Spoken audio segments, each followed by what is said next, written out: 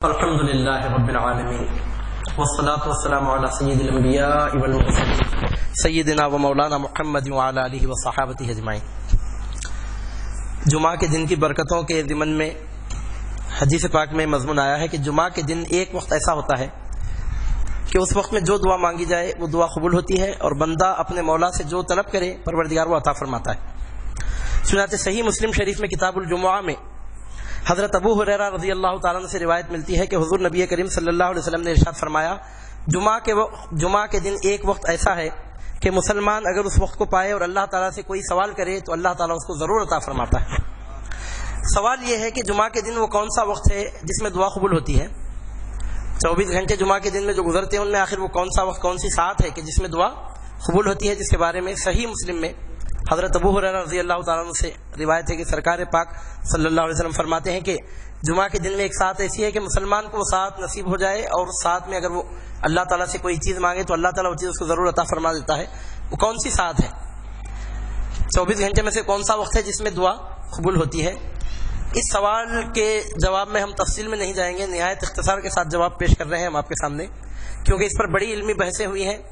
اور ایک نہیں متعدد اقوال علماء اس ضمن میں پیش کرتے ہیں، اور اکابر علماء نے اس ضمن میں کہ وہ کون سا وقت ہے جس میں دعا قبول ہوتی ہے 42 قول ذکر کیے ہیں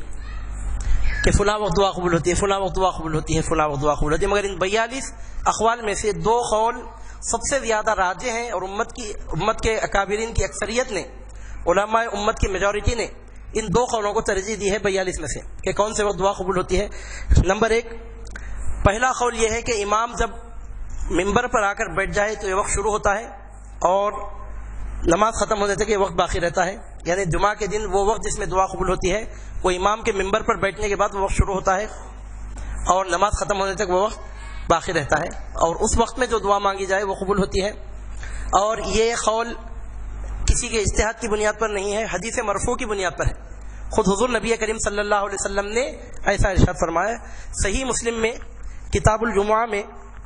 حضرت ابو موسیٰ اشعری رضی اللہ تعالیٰ عنہ سے روایت ملتی ہے۔ صحیح مسلم شریف میں کتاب الجمعہ میں روایت ہے، حضرت سیدنا ابو موسیٰ اشعری رضی اللہ تعالیٰ عنہ روایت کرتے ہوئے کہتے ہیں کہ رسول پاک صلی اللہ علیہ وسلم نے فرمایا کہ قبولیت دعا کا وہ وقت ہیا ما بین ان یجلس الامام الی ان تقضی الصلاۃ، یعنی امام کے ممبر پر بیٹھنے سے کے بعد سے وقت شروع ہوتا ہے اور نماز مکمل ہونے تک یہ وقت باقی رہتا ہے۔ ایک وقت تو وہ ہے، لیکن اس میں یہ بات پیش نظر رہے کہ اس وقت اگر دعا مانگی جائے تو زبان سے دعا نہ مانگی جائے بلکہ دل ہی دل میں دعا مانگی جائے۔ ضروری نہیں کہ دعا زبانی سے مانگی جائے، بلکہ بندہ دل میں بھی اللہ تعالیٰ سے کوئی سوال کرے تو اللہ تعالیٰ اس پر باخبر ہے اور وہ دعا بھی دعا ہوتی ہے۔ تو امام کے ممبر پر بیٹھنے کے بعد سے نماز ختم ہونے تک یہ جو قبولیت دعا کا وقت بتایا گیا ہے اس میں دعا مانگنے کا طریقہ یہ ہے کہ دعا زبان سے نہ مانگے، دل ہی دل میں دعا مانگے، الفاظ کے ذریعے زبان سے دعا نہ مانگے، دل ہی دل میں دعا مانگے۔ ایک قول تو یہ ہے، اور دوسرا قول یہ ہے کہ 42 ساعتوں میں سے وہ کون سی ساعت ہے کہ جس میں دعا قبول ہوتی ہے؟ تو دوسرا راجح ترین قول جو ملتا ہے، اور وہ بھی کسی عالم کے اجتہاد سے نہیں بلکہ حدیث مرفوع سے حضور نبی کریم صلی اللہ علیہ وسلم کے ارشاد گرامی سے ثابت ہوتا ہے، تو وہ قول حضور نبی کریم صلی اللہ علیہ وسلم کا ہے۔ ترمذی شریف میں حضرت انس رضی اللہ تعالیٰ عنہ سے روایت ہے، وہ ارشاد فرماتے ہیں کہ رسول اکرم صلی اللہ علیہ وسلم نے فرمایا، جمعہ کے دن جس ساعت کی خواہش کی جاتی ہے اسے عصر کے بعد سے غروب آفتاب تک تلاش کرو۔ ابن ماجہ میں، اس میں ترمذی شریف میں حضرت سیدنا انس رضی اللہ تعالیٰ عنہ سے روایت ہے، وہ کہتے ہیں کہ رسول اکرم صلی اللہ علیہ وسلم نے فرمایا کہ جمعہ کے دن جس ساعت کی خواہش کی جاتی ہے جس میں دعا قبول ہوتی ہے اسے عصر کے بعد سے آفتاب کے غروب ہونے تک تلاش کرو۔ تو اس سے معلوم ہوتا ہے کہ دوسرا وقت جو بہت ہی اہمیت رکھتا ہے اور جس قول کو ترجیح دی گئی ہے وہ وقت عصر کی نماز ہونے کے بعد سے لے کر آفتاب غروب ہونے تک ہے،